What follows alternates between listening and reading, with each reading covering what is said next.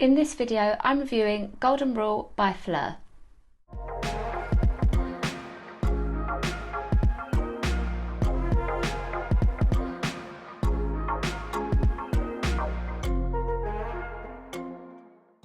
If you're new here, my name is Sarah and I'm a perfume reviewer. Subscribe to my channel to join this All the Perfume community. If you're not new, welcome back, and thank you as ever for all of your support, watching my videos and your likes and comments. Thank you so much to the brand and to Fifth House World for sending me this new Phlur perfume to try. Phlur parcels are always really exciting to me because they're one of my favourite brands as of last year.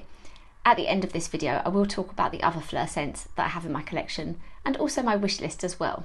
Golden Rule is new to 2025, launched in January. And in with my PR parcel, I love that there was this as well.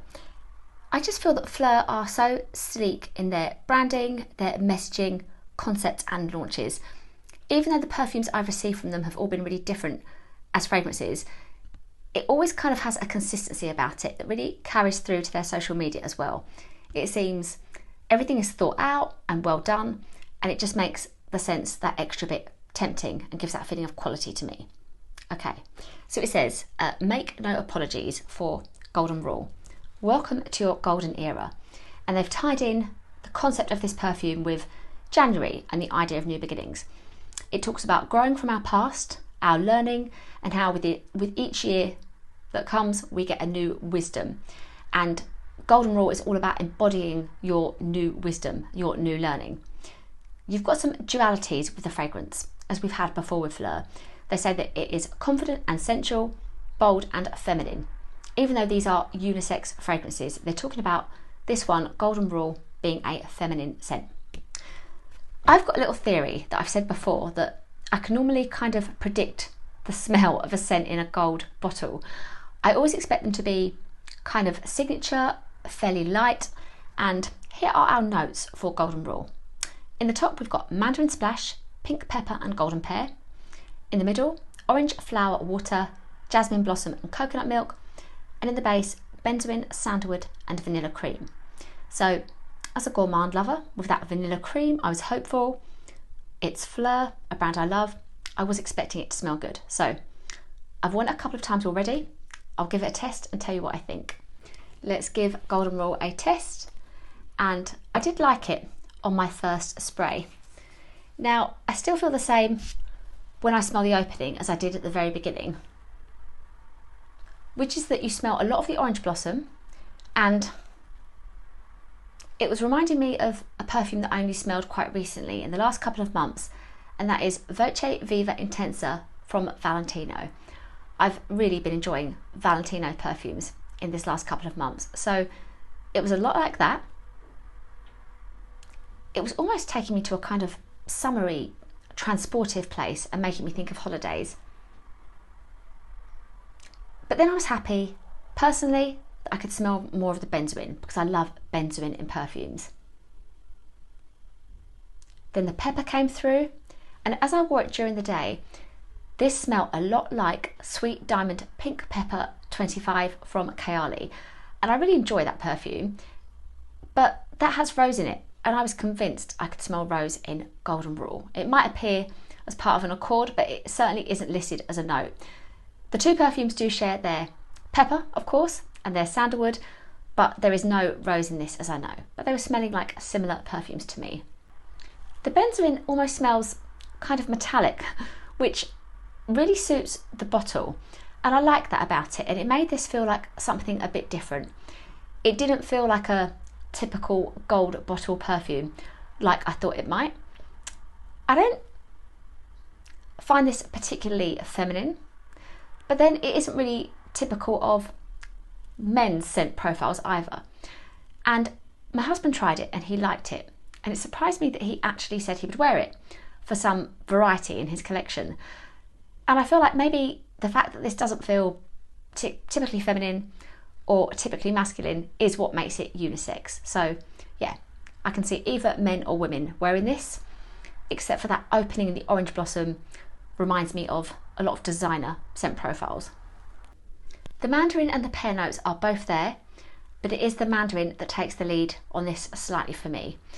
Now, I love the idea of the coconut milk, but I just don't smell it in this perfume. And equally, on the skin, I was really hoping for that vanilla. And I was sniffing and sniffing, but actually the perfume just felt kind of more fruity on the skin and brighter. This reminds me a lot. Golden Rule reminds me of Paradox by Prada. Now, whereas with this one, you've got your mandarin, it's tangerine in Prada's Paradox. They've both got their jasmine and they've both got their benzoin. And I feel about Golden Rule the way I feel about Paradox, that they are sophisticated, well done, day signature scent material. They're good scent profiles and you'll get a lot of that orange blossom and some benzoin to give it a little bit of depth too. So that is your way in to Golden Rule. If you've smelt Paradox, I think you could expect something quite similar with this. Is it worth it? Is Golden Rule by Phlur worth the money? Well, it is £99 for this 50ml bottle of the perfume, and a phrase I often use is that it is the right side of £100 for me. It is at the higher end of what I pay for perfumes, but it is a price I've paid before. I basically see myself as collecting Phlur fragrances now. So I would have wanted this perfume, but I wouldn't have been as in a rush for it as I would with some of the other scents. I think it is well done, and it is that benzoin and that metallic feeling that makes this stand out for me compared to those similar scents that I've told you about. I was looking up Voca Viva Intensa to tell you about as an alternative, but actually at just below £80 for the same size bottle, it didn't feel like enough of a difference to really say, go and try that first, that's so much cheaper, just because it isn't. They're quite similar price points. And with Phlur, I love the bottles. I love the fact that they are all the same shape, but different colours. I love the heavy lid. I love how satisfying it is to put it on. So for me, that is part of the fun as well. I like having perfumes from this brand. What I would say is that usually you can buy the 9.5ml sprays of the fragrances, always better when they're a spray, not a roll-on, for just under £30. So that, when it comes to it, is a really good way into the brand. Not blind buying with anything. I very rarely recommend blind buying, but yeah, that is your entry point into these perfumes. Also over on Instagram, I've been talking about the perfume Apothecary. Now, I'm not paid to mention Tracy and her lovely site here. We're working together over on Instagram, but I was really personally impressed that she does have Phlur scents on her site. So I'll add her in down below so that you can see your way of trying Phlur perfumes at a cheaper price point. Phlur is worth it to me. One of my favourite brands. I collect them. I just think that with my personal taste and not being as into white flowers as I am some other scents, this would be lower down on the wish list for me and one that I would wait a little bit for. Or maybe even if I could resist having another bottle, I would have had that travel spray in instead. It is unisex, as I said, but in that unusual way of not quite being feminine, not quite being masculine. I guess that is what unisex as a perfume is. So if the orange flower appeals to you, if you like the idea of your peppery scents, if you like benzoin, I think you'll enjoy this fragrance. I'm now going to talk about the other Phlur perfumes and scents that I have in my collection, and for two of them I have previous videos as well that I will link below. Firstly, we have Strawberry Letter, and for me it is any excuse to spray this perfume. It was my first real way into the brand, the first PR I received, and I was so excited because I'd loved strawberry as a note in perfumes, and up until 2024 there just wasn't enough of it. This is my definitive strawberry scent now. I love to smell it. It smells like summer, and as I am from and I live in England, summer is a bit of a lost concept really. Like, it isn't July and August, it's a few sunny days in May, but all the more reason to need summer bottled. This is crisp, juicy strawberries, and it's sugary and it has plum and also amber in there for depth. This is so well done, and I really mean it when I say that at the moment having lasted a year, this is just definitive strawberry for me. It is perfect and a very strong recommendation. So I love to wear this one, particularly for those warmer sunny days, but yes, I love to sniff it and feel good and be reminded of those things at other times of the year as well. So you can still get hold of this one, Strawberry Letter. This is Soft Spot, and this was another new launch to the brand in 2024. Now this perfume is different as a scent profile. This is soft, as you would expect from the name. This is jasmine, musk and water lily, and it is what I would call somebody else's perfume in terms of my personal taste. It is soft, but it also is strong and quality. So those floral notes you can actually smell. It gives a projection. It's like smelling the jumper of a perfume who doesn't wear much perfume or doesn't have a lot of perfumes, but who has this as a signature scent. It's comforting and quite typically feminine, I would say. So this is enjoyable, and I wore it to bed the other night and felt quite comforted. And my friend has just had a lovely newborn baby, and I gave her my 9.5 milliliter spray. I wanted her to be reminded of this time through this scent.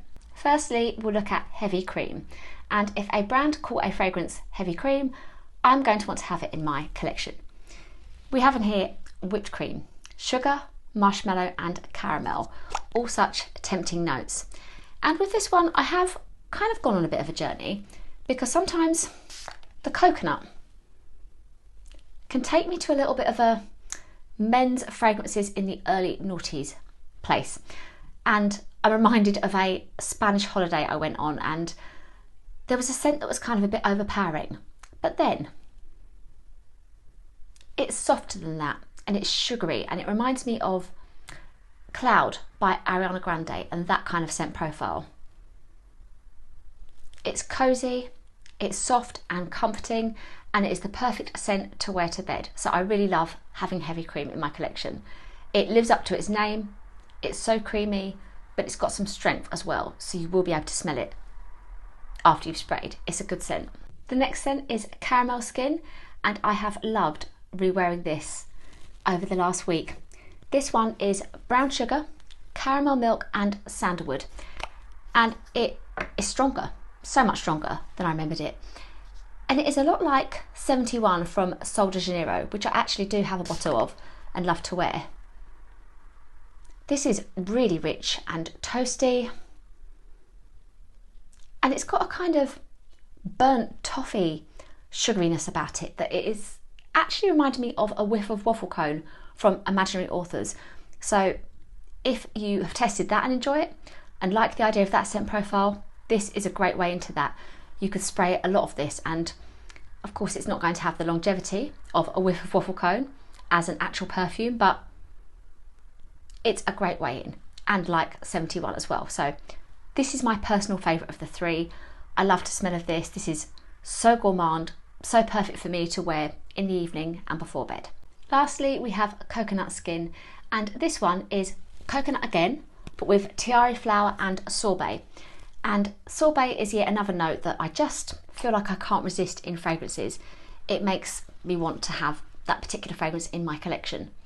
Now this one, again we have that coconut, which for me isn't always a win in scents,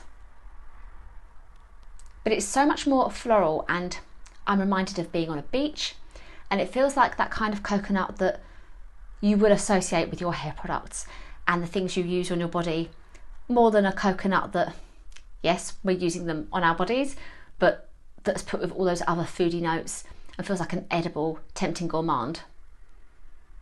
This is lighter, it transports you, and is less in that gourmand category than the other two perfumes are. Not my personal favourite, but an enjoyable scent that I could quite happily wear on a holiday or on warmer days perhaps. As one of my favourite brands, there is of course a wish list.